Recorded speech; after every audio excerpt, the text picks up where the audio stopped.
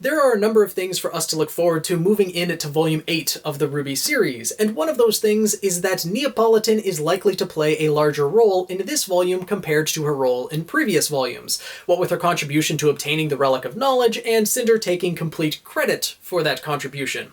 We already saw at the end of Volume 7 that she wasn't exactly pleased with Cinder's treatment of her, so it's very likely that she's going to defect from that group, and possibly, as many of us are thinking, she's going to quite literally stab Cinder in the back on her way out. But that aside, if Neo does play a more prominent role, it is very likely that we may get her backstory in this volume, learn a little bit more about her character, because admittedly, we don't know all that much. And I think we may have gotten a very subtle hint in the background of the first episode of Volume 8. Much like in the very first episode of Volume 7, there was a whale paperweight in Pietro's office that hinted that the giant black whale was coming at the end of the volume. I think it's something similar to that. So I will say slight spoiler warnings for those who haven't seen the first episode of Volume 8 just yet, as I will be showing one image of a poster that was in the background of that episode. So nothing plot relevant to the episode and no likely connection to any of our main protagonists, but I think it might have hinted at something for Neo looking further into it. So a brief spoiler warning on that one, just in case you don't want to see anything from the episode. But this poster in question is one for 6 Swans Atlas-made vodka. At first glance, nothing connected to any of our characters, but after seeing this poster, I was a little bit curious about it, so I decided to Google 6 Swans. And the first thing that came up was a fairy tale from the Brothers Grimm collections, The 6 Swans. And looking further into what that fairy tale was based on, a few things popped out to me. The first of which being that the most prominent character in this fairy tale is a girl that took a vow of silence for 6 years. Very convenient considering that we have a character in RWBY who has not spoken as of yet. And in the Wikipedia page, there also happened to be a variation of it where it was translated into the Neapolitan language, a Romance language from Italy, and the name of the actual fairy tale was changed to The Seven Doves at that point, but still, those connections really jump to mind, and I feel like it's worth talking about and seeing if you guys can find any other connections or have any other ideas on this topic. If you do, let me know down in the comments below. The story of the 6 Swans starts off with a king getting lost in the woods, and an old woman offers to help him, on the deal that he marry his very beautiful daughter. The king reluctantly agrees, but is very wary of this woman. He has 6 sons and a daughter from a previous marriage. Fearing that his new wife might go after them, he tries to hide them away. But this new wife, as seeming to happen in many other fairy tales, has learned magic from her evil stepmother, who is a witch of sorts.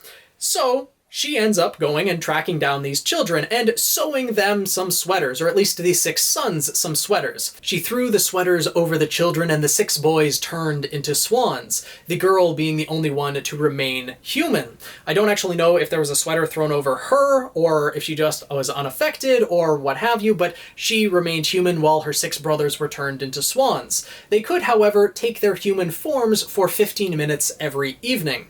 And one of the brothers had heard a tale that he told his sister, that if she took a vow of silence for 6 years and spent her time to sew 6 sweaters out of nettles, she would be able to undo the curse placed upon them. But if she uttered a single sound during that time, she would not be able to undo it.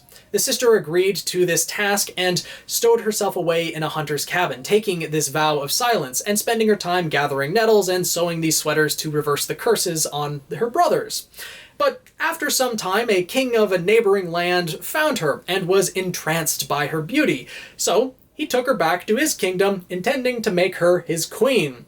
But, as with many stories as well, the mother of the king, the evil stepmother of the queen, did not approve. This is a different stepmother than the initial magical one that ended up teaching the curse to her daughter and doing all that. So 2 evil stepmothers in this one. But the evil stepmother didn't approve of this new queen. So when the queen bore her first child, the stepmother took the baby away and blamed the queen for taking the child and eating it. Of course, the king did not believe this, and life went on. Eventually, though, the queen had 2 more children, and the stepmother did the exact same thing again, took both children away and said that the queen had taken and eaten the children. But at this point, the king had grown wary, and the queen, still under her vow of silence, still frantically knitting those sweaters for her brothers whenever she had the chance, could not defend herself because she couldn't speak. So, with that being the case, she was tried and was set to be burned at the stake as a witch. But as it happens, the day of her execution was also the final day of her 6 years of silence. So she brought the sweaters that she had knitted with her. She had only been able to complete 5 and most of a 6th. The 6th one was still missing the left arm, but she brought them with her anyways. And just as she was about to be burned at the stake, 6 swans flew into the plaza. The girl threw the sweaters to her brothers, and they were all transformed back into humans. Except for the youngest brother, who, missing the left arm of the sweater, still had 1 feathered arm. And so the daughter was now able to speak and defend herself, and the story ends off with the stepmother being burned at the stake instead. We don't actually find out what happened to the father of these 7 children, or his wife that cast the spell on them in the first place, or their evil step-grandmother, I guess, that taught the magic to the daughter in the first place, and everything like that, but it's still an interesting story that was told. And on its surface, doesn't really have any connections to anyone in the RWBY series, even Neo, other than the fact that the daughter took a vow of silence for 6 years, but I can't overlook the connection that could potentially be there. Now, in all honesty, with 6 Swans vodka, that could simply just be Remnant's version of Grey Goose vodka. The creators of RWBY could have just said, yeah, Grey Goose, if we're going to have posters advertising alcohol. 6 Swans, it's Fairytale inspired, could be a good connection there, and I could honestly see that being the case. But the fact that there is a girl that took this vow of silence, and we have a silent or mute character in RWBY, as well as on the Wikipedia page, it just happening to have a Neapolitan translation, I feel like there's just enough there that there might be a connection to Neo, so I figured I'd bring this up. As many characters in the RWBY series are inspired by fairy tales, and a number of them from fairy tales contained within the Brothers Grimm collections, so this could be an interesting connection.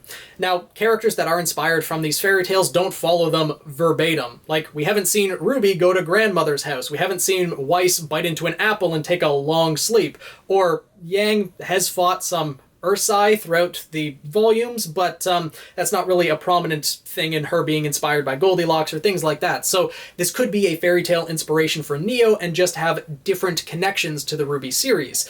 Maybe she had her voice stolen by a certain type of Grimm. We've seen the apathy being able to affect a person's willpower. I wouldn't be surprised if there were a Grimm that could potentially steal a person's voice by doing something or other. And now that Salem has shown up, maybe Neo will finally be able to kill the Grimm that did that and regain her voice and be able to speak again. There's also the possibility that Neo, being first introduced in Volume 2, Episode 4, well, exactly 6 volumes later would be Volume 8, Episode 4, so maybe? And there is the possibility that Salem could fill the role of the Wicked Witch or the evil stepmother in this tale as well. Her main inspiration is the Wicked Witch of the West from the Wizard of Oz, given the Wizard of Oz inspirations for all the headmasters and the major players in Remnant, etc., but Salem could fill other roles in the villain roles of other fairy tales as well. Like she could be the evil stepmother for Cinderella, or Cinder herself, and other things that she could fit in. So if Salem, for example, took a liking to Neo, or that Salem has the capability to transform people into Grimm. As we've already seen Salem be able to amalgamate a shadow hand with Cinder, it wouldn't be too much of a stretch to be able to turn humans and amalgamate them completely with Grimm, or something along those lines.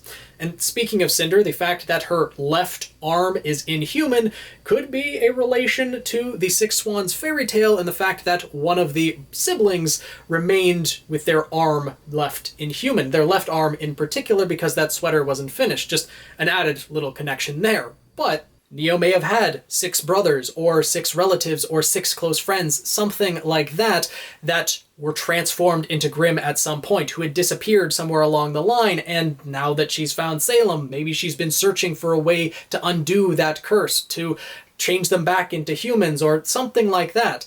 And one last thing, we also can't forget that Neo has an official voice actress. This was only for the purposes of RWBY's collaboration with BlazBlue Cross Tag Battle, but Neo is officially voiced by Casey Lee Williams, the singer for a majority of the songs sung throughout the RWBY series. And with all of the effort that she's put in throughout the course of RWBY, I think it's completely likely that the writers of RWBY would give her a speaking role throughout the volumes. And I think Neo would be a very good fit if Neo were to speak this volume. So if Neo's silence is going to end this volume, we will hear Casey's voice in Neo, and that is something I would really like to see at some point, though I'm completely okay if Neo remains mute as well, as we love her just the way she is. But still, some things to think about with this possible connection. It is a bit of a reach, given that we've only seen one poster in the background, and I'm kind of drawing at these connections. As I mentioned, this could just be Remnant's version of Grey Goose Vodka, but still, let me know your thoughts down in the comments below. It's an interesting little fairy tale Easter egg of sorts that was just in the background, and because of how Volume 7 just had the whale paperweight in the background of Pietro's office, and none of us thought anything of it. But lo and behold, the terrible dogfish, Monstro, the giant whale that eats Pinocchio and Geppetto, showed up by the end of Volume 7, so this could potentially have influence for the rest of the volume, or for Neo in particular. Could have just more influence than being just a poster for vodka.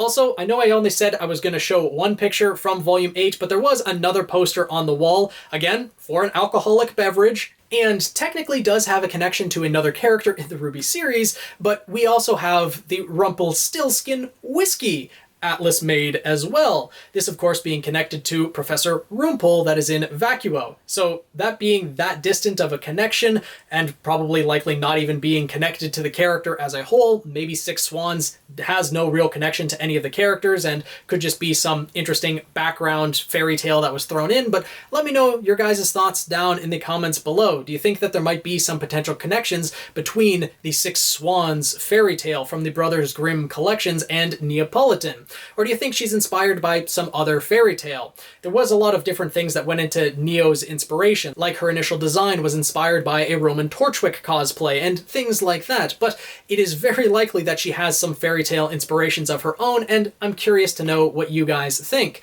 Hopefully you guys enjoyed this video, got you thinking a bit more about what's happening in RWBY and the things that might show up in the background of episodes. If you guys did enjoy my analysis and my rambling and want to see more of it, make sure to subscribe, join the Guild of the Eternal Flame, tweet me at PhoenixKnight7, and I'll see you guys in the next video.